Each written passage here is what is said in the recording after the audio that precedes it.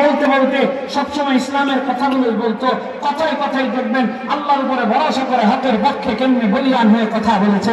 আরে হকের পক্ষে থাকার জন্য শুধু আলেম হওয়া লাগবে না, হকের পক্ষে থাকার জন্য শুধুমাত্র আপনাকে কোরআনের হাফেজ হওয়া লাগবে না। হকের পক্ষে থাকার জন্য তার ভিতরে যদি কোরআনের কিছু নূর থাকে, তাইলে সেই উসমান হাবিবের মতো অসংখ্য কলেজ ভার্সিটির সন্তানেরা হকের আওয়াজ দিয়ে এই দেশে খেলাফত ব্যবস্থা শাসন চালু করার জন্য তারা তাদের নিজের জীবনটাকে বিলিয়ে দেওয়ার জন্য প্রস্তুত হয়ে থাকে, ঠিক কিনা? তাইলে হকের কথা বলার জন্য আলেম হওয়া জরুরি।